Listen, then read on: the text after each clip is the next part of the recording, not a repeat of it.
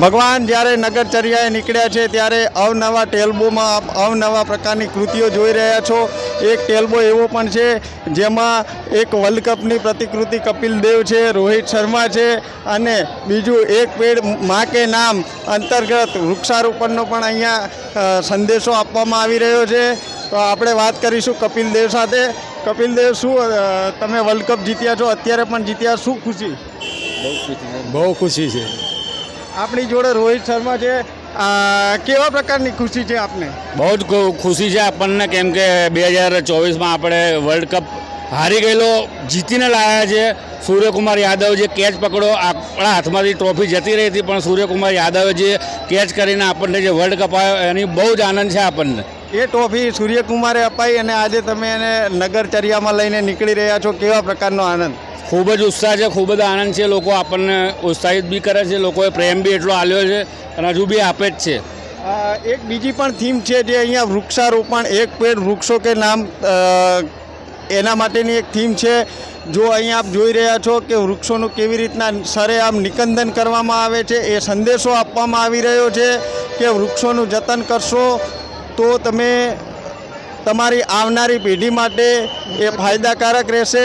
આપણી જોડે રથયાત્રાના આયોજક એવા જાગેશભાઈ આપણી જોડે જોડાયા છે। જાગેશભાઈ, આપ હર સાલ કંઈક ને કંઈક અવનવા પ્રકારનું કરતા હો છો, આવો વિચાર ક્યાંથી આવ્યો?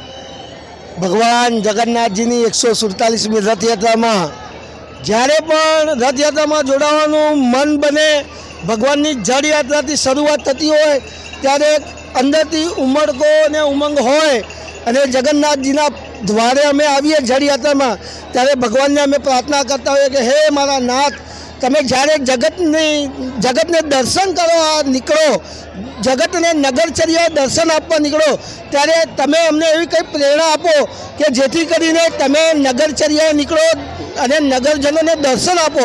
સાથે સાથે અમે પણ આ દુનિયાના આ માનવીઓને અમે પણ કંઈ માનવતાના સારા કંઈક સારા મેસેજ આપીએ અને એના થકી કંઈક બદલાવ આવે તેવી ભાવના અમે ભગવાન જગન્નાથજી અમે પ્રગટ કરીએ અને ભગવાન અમને પ્રેરણા આપે છે અને એ પ્રેરણાથી અમે આ બધું કરીએ છીએ।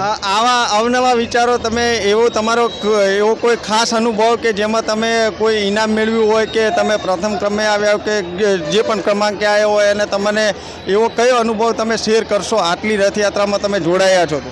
જી ચોક્કસ, 147મી આ રથયાત્રા ભગવાન જગન્નાથજીની છે। આ રથયાત્રામાં અમે અત્યારે જોડાયા છે પર્યાવરણ બચાવો, વૃક્ષો વાવો, પર્યાવરણ બચાવો। અને નરેન્દ્ર મોદી સાહેબ, દેશના વડાપ્રધાન ખુદે એવું કીધું છે કે એક પેડ માં કે નામ, તેની પણ થીમ અમે અહીંયા આવરી લીધી છે। મારા જો અંગત કોઈ ભગવાન જગન્નાથજીના એક આમ ચમત્કારની વાત કરું તો હું 5 વર્ષ પહેલાં જ્યારે ઘરે હતો અને રથયાત્રાના એક્ઝેક્ટ 6 મહિના બાકી હતા ત્યારે સ્વયં ભગવાને સ્વપ્નમાં મને આવીને એક એવું દ્રશ્ય બતાવ્યું હતું અને દ્રશ્યમાં દિવ્યમાન ભગવાનના દર્શન મને થયા હતા।